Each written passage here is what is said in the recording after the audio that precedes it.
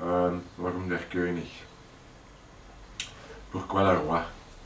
En français un peu. C'est le roi de Belge. C'est le roi des Belges. Bon, le roi. J'ai toujours eu quelque chose avec les rois, en étant petit déjà, comme tous les petits je crois. Le roi c'est quelque chose de symbolique. Je me demandais toujours pourquoi est-ce qu'il ne porte pas la couronne. Alors le roi c'est une chose fascinante. Le premier roi des Belges était un homme assez fort, assez artistique même, comme on voit avec la chanson. Après le deuxième, son fils là, le 2, bon, il était plutôt contraire et assez agressif, assez macho je crois. Une ligne là dans l'histoire, une direction. Les rois sont devenus toujours de plus en plus taciturnes. Donc ils ne disent plus rien. Après Léopold II, le suivant, il s'est enfoui là. Qu'est-ce qui s'est passé, tout ça. Alors il y a Baudouin qui a été sanctifié parce qu'il a été incapable de gouverner. On a discuté ça en parlement. Oui, là, le jour là où il a été incapable, voilà, c'est ça. Et maintenant il y a le dernier là qui ne dit plus rien. Pourquoi les rois? Eh bien parce que l'étincelle qui a initié ce projet, c'était une photo que j'ai vue dans la Gazette où, où Albert II était là à Kinshasa pour 50 ans d'indépendance.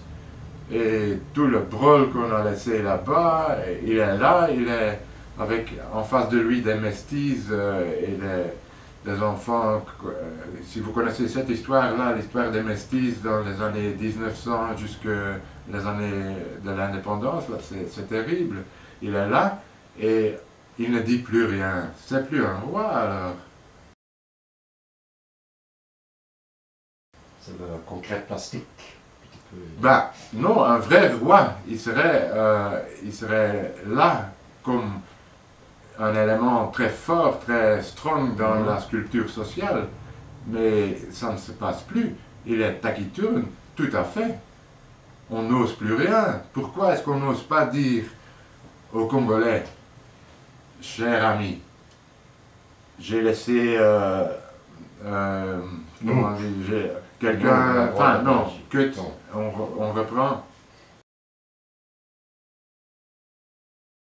Pourquoi est-ce qu'il ne dit pas aux Congolais, bon, on a eu des discussions au palais et on a fait, we let some scientists make a study based on some ethical and moral parameters, so as to decide pour définir quel est le degré de responsabilité de ma famille et de notre pays, de nos concitoyens, dans le désastre qui existe actuellement au Congo. Alors, l'UCL et la KUL ont fait cette étude et qu'est-ce qui est ressorti? Il est ressorti que pour les années, jusque dans les années 20, dans les années 1900, c'était ma famille qui était responsable. Après, et la responsabilité même avec les paramètres était concrétisée à 43%, donc ma famille était responsable. Après, ce sont les hommes politiques belges, dans une grande mesure, qui ont été responsables. À ce qui paraît, jusque 34-36% du désastre actuel est en fait à blâmer pour les hommes politiques jusque dans les années, c'était je crois 48. En 48, il y a une courte période où les femmes belges sont aussi co-responsables pour le désastre au Congo. Mais quand on voit tout le trajet jusqu'en 60, on voit que il n'y a que les femmes belges qui n'ont pas été impliquées, parce que ils n'avaient pas le droit de voter.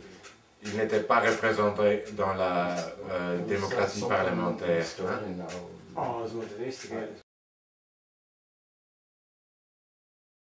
Donc, amis congolais,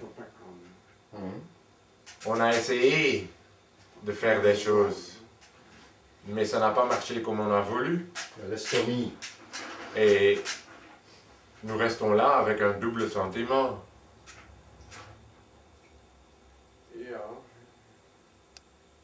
Nous allons faire de notre mieux pour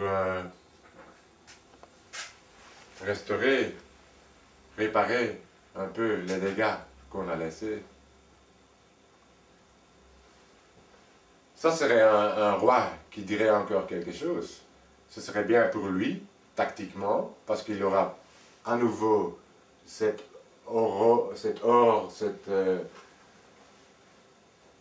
oui, la population le regarderait à nouveau comme étant un vrai représentant d'une volonté dans la sculpture sociale.